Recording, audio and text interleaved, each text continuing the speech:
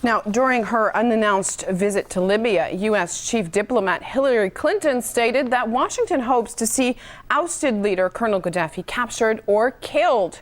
To discuss the situation in Libya and the country's international relations, we're now joined by Annie Machon, a former MI5 intelligence officer.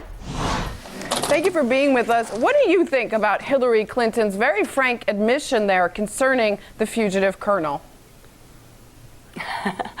Well, I mean, you know, they seek him here, they seek him there. I mean, Colonel Gaddafi has been a very wily foe of the West for many decades, and I don't think he's going to give up without a fight.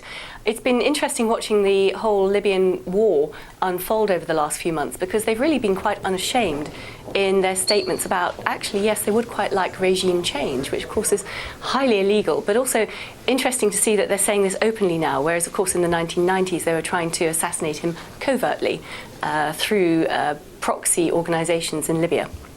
We now know that some NATO countries have sent advisors to the region. What role are they playing there as you see it?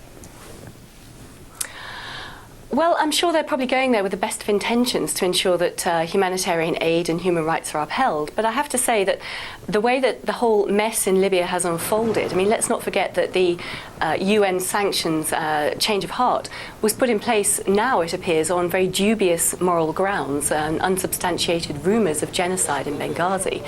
So they're probably going there to try and help. But to be quite frank, what's been going on in places like Sirte has just been of breathtaking hypocrisy. The West goes in, NATO goes in to bomb Gaddafi's regime out of existence because they're threatening civilians in Benghazi.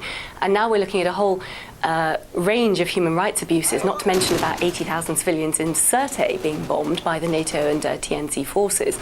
And nobody seems to be really stepping up to the mark to try and protect them. Plus, of course, we are hearing a lot of rumours of loyalist soldiers, loyalist forces, or even just people who are suspected of working for those forces, of being arbitrarily snatched, detained, and even tortured, which of course goes against all the standard rules of warfare. So Libya is really descending into one awful mess. But still, there's some resistance remaining from Gaddafi loyalists. I mean, the conflict isn't officially over yet. What do you make of the timing of Clinton's visit?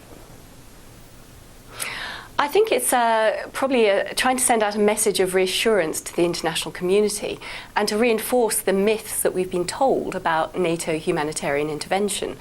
Gaddafi was an odious dictator, there is no doubt about it, and he was a thorn in the side of Western countries for 3 decades. But for the majority of Libyans living in that country who weren't perhaps particularly politically active, their quality of life was perfectly fine. I mean, you know, they had free education, free health, they could study abroad. When they got married, they were given a certain amount of money. So they were actually rather the envy of many other citizens in African countries. Now, of course, since the NATO humanitarian intervention, the infrastructure of their country has been bombed back to the Stone Age, effectively. They will not have the same quality of life. Women probably will not have the same sort of degree of emancipation under any new transitional government. And the national wealth is probably going to be siphoned off by Western corporations. So, yes, Gaddafi was odious. He cracked down on dissidents. He did use torture. But I have to say now, I mean, the West is becoming rapidly morally equivalent to that, where we see dissidents and activists in New York with the Occupy movement. We see dissidents and activists across Western Europe being maced and arrested on trumped-up charges. And where, of course, we've now seen plentiful evidence emerging that our Western intelligence agencies have been involved in extraordinary rendition and torture. So the moral equivalence is there. And I think perhaps the standard of living in Libya might have been slightly higher than it perhaps is now in America and the UK with the recession. So it's rank hypocrisy. All right, Annie Machon, former MI5 intelligence officer, joining us live on the line from Dusseldorf, Germany. Thank you very much for your analysis.